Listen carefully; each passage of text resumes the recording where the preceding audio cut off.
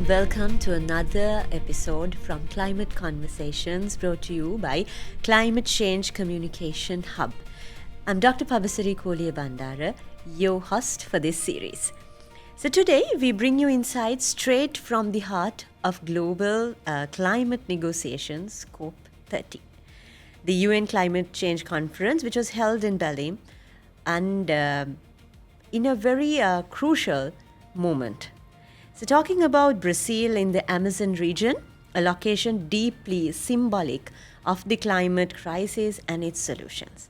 So to dive deep into this topic with From Belém to Sri Lanka, reflection from the UN Climate Change Conference of the parties of conference, like COP30. We have Dr. Nishadi Eriyagama, Deputy Country Manager from International Water Management Institute. Hello, Dr. Eriyagama. Nice to have you. Very nice to be in this program. Thank you. Yes, so while acknowledging you for accepting our invitation to join this session, I would like to set the stage by, like many listeners, viewers, sometimes they may not have heard about COP30 or they maybe wonder what this means. So to give them a kind of an overview, shall we talk about what exactly COP30 means and why it is important? Yes. So COP stands for the Conference of Parties, and this is the annual summit where governments or parties meet under the United Nations Framework Convention on Climate Change, the UNFCCC, to assess global efforts towards advancing the Paris Agreement and also to negotiate stronger climate action to combat global warming and its impacts. The key aim of the Paris Agreement is to limit global warming to as close as possible to 1.5 degrees centigrade above pre-industrial levels. Yes. So that gives a clear picture about COP. But what we know is like COP did not start an overnight. It's a process, it's a journey, it has evolved. So I would really like to know about how did this journey came up till COP30 since its first inception? Yes, so COPs started with the 1992 Earth Summit in Rio, where 154 nations and the European Union signed the United Nations Framework Convention on Climate Change, the UNFCCC. And at this COP, these nations committed to stabilizing greenhouse gases. Then the first COP was held, the COP1 was held in 1995 in Berlin. Next, the Kyoto Protocol was signed at COP3 in 1997, and where again a legally binding treaty was signed, which bound industrial nations to certain targets to reduce greenhouse gas emissions. And the target that was given to them was to reduce their greenhouse gas emissions by 5% below 1990 levels during the period 2008 to 2012, the 5-year period from 2008 to 2012. Next came the Paris Agreement, which was signed by 195 countries in 2015. The Paris Agreement came into force in 2016. Again, this was again a legally binding agreement. And the overarching goal of the Paris Agreement is to limit global warming to as close as possible to 1.5 degrees centigrade above pre-industrial levels. All right. So with this particular evolvement since 1992 from the this Paris Agreement related concerns under this COP30, this time when we had it in Brazil, like it was COP30 was considered very particularly a milestone I think our viewers would like to know, why did we consider it as a milestone in this time? Yeah. So 2025 marks the 10th year after the Paris Agreement was signed. And this is also the COP where the topics of adaptation and on the ground implementation came into the forefront. Because this was termed as the adaptation COP or the implementation COP.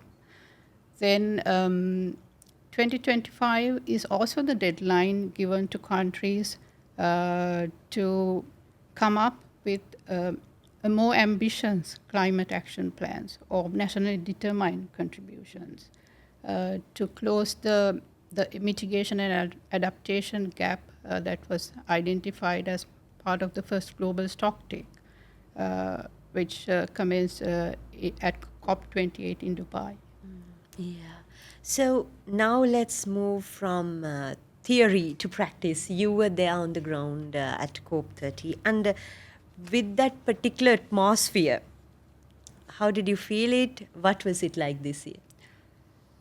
If I can sum up, busy, exciting, urgent, and at times contentious. COPs are always all of this, and COP30 was no exception. Yes. So it, I think, in the ground itself, on the ground itself, it should have been so ambitious and exciting, just as you mentioned. When we think about the outcomes, so we always think about the outcomes and we consider what are we going to do next. What do you think about the outcomes of this is like 2025 COP30? Yeah. So one of the key outcomes of COP30 was the adoption of 59 indicators to track progress towards the global goal on adaptation. So this is one of the key outcomes. Then an agreement was also reached to triple adaptation finance by 2035.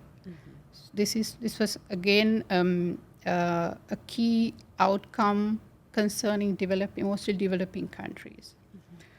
Then the Brazilian COP presidency set up a tropical forest forever facility, which aims to raise funds to reward forest conservation. And 20% of these funds are targeted to be directed towards indigenous communities and local communities. Then a new global implementation accelerator was also launched, which aims to support developing countries in mobilizing climate finance. Lastly, a new technology implementation program was also adopted, again to support developing countries in acquiring mitigation and adaptation technologies. All right. So with those, as we have named it, had it as adaptation COP. So water is fundamental over there for the climate adaptation. So what were the key binding commitments you saw over there? Yes, so as I mentioned earlier, for the first time, global climate targets include indicators, actually 9 indicators related to water security and sanitation and hygiene, etc.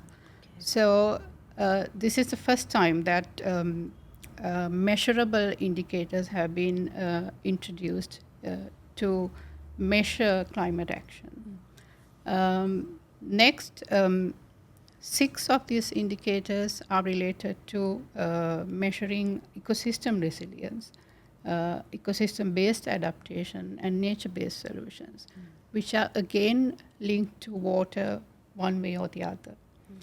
So water was at the top of the agenda at Brazil, and also there was another event, a high-level ministerial event called the Waters of Change, which affirmed that water is is vital to climate resilience, is a pillar of climate resilience and sustainable development. Yeah, very true. So, very important facts have been brought out by Dr. Nishadi during this conversation. So, let's now take this conversation closer to home. So, when it comes to Sri Lankan context, with the recent devastating Ditwa floods and all, like it's related to the climate change, we are in a region which are very climate, in a sense, we are vulnerable. So, when it comes to COP30, what were Sri Lanka's interests? So like most developing countries, Sri Lanka was also watching how the negotiations on adaptation were progressing. But Sri Lanka also engaged in negotiations on technology, finance, gender, loss and damage, and also on international cooperation mechanisms. Any opportunities for the South Asian region or maybe for Sri Lanka and all? Yeah, so this tripling of finance for adaptation. So if it materializes, Sri Lanka and the South Asia as a whole will definitely benefit. Then COP30 also delivered a strong mandate for the technology mechanism of the UNFCCC because the COP30 mandated the technology mechanism with a stronger financial stability and also with a stronger focus on serving developing countries, the needs of developing countries in terms of supporting national systems of innovation and also supporting demonstration and pilot projects. Yeah. So with those, like when we had COP30 in Brazil, so that particular region is critical with related to Amazon and so on. So any lessons that we can take from that end? The nature-based solutions which are implemented in Brazil include agroforestry and urban green spaces like rain gardens. Then restoration of wetlands, watersheds, and ecosystem and coastal ecosystems. Yeah. Also promoting regenerative agriculture. And one of the important things that happened at COP30 was the United Nations Economic Commission for Europe, along with Italy, launched a landmark document which provides guidance on incorporating nature-based solutions into built infrastructure, to complement built infrastructure. So, which also includes a number of case studies on how nature-based solutions can actually work. So this is one of the important documents that came out, which I'm sure will also benefit countries like Sri Lanka. Immensely. I think adapting into these systems and bringing NBSs to us, nature-based solutions, into our development sectors and so on. So it will highly benefit us in the long run too. So when it comes to moving ahead, like this year as we mark it as the 10 years since the Paris Agreement, so we know that the things that we do is not actually enough, but are we in the right track? Yes. So in the context of Sri Lanka, what we observe that although there are spatial variations in the availability of water within the country, our country as a whole has a much higher water security compared to many other countries of the world. Yeah. We manage this resource in a better way so that water scarcity within the country is minimized. Having said that, what's worrying is the variability in rainfall patterns. For example, extreme events like the cyclone Ditwa that we recently experienced. It is likely that events like like this will become more destructive in nature. And that's where we should be better prepared. Exactly. And specifically when it comes to Sri Lanka, if we take the topographical changes that we have the central highlands where the other region countries that they would have the highlands on a side of this. So once the rainfall comes, the management part plays a big role.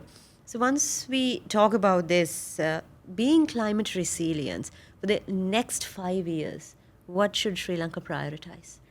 Number one is disaster preparedness, including targeted anticipatory action to minimize damage. The second is investing in enhanced forecasting and early warning systems. Again, another pressing need is a centralized data system or a centralized data repository and enhanced mechanisms for data sharing. And even more important is educating citizens and building awareness among citizens on how to be prepared to face climate disasters and also the appropriate action to take in the event of a disaster like Cyclone Ditwa. Exactly. I think you have clearly highlighted the importance of these key areas where we will have to focus for the upcoming years for us to be climate resilient. So that marks a good initiative for the policymakers, the authorities to look into. Any final messages that you wish to share with maybe with the policymakers and so on who will be watching us? Climate change is real.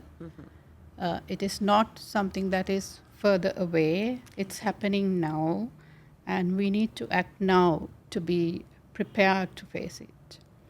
And at the policy level, it's essential that Sri Lanka engages actively in global processes like COP, because this is one of the key avenues through which we receive support in terms of climate finance, technology transfer, and also capacity building, which is crucial for the country at this juncture. Surely. So I think our discussion brought you insights and related to the climate resilience, the importance of staying aware about this and how can the adaptations can bring into a country like Sri Lanka has been highlighted through the lessons that we have learned from COP30. We're truly grateful to Dr. Nishadi Eriyagama, Deputy Country Manager of International Water Management Institute, IWMI, for joining us and sharing these valuable insights with Climate Change Communication Hub's Climate Conversations. So with that, thank you for listening and tuning to us. So we are believing that you have got the key information related to this. So as I have told you all earlier, it is always mattering how aware we are and how are we going to adapt into this system. So thank you very much for joining. We'll meet you with another interesting episode next time.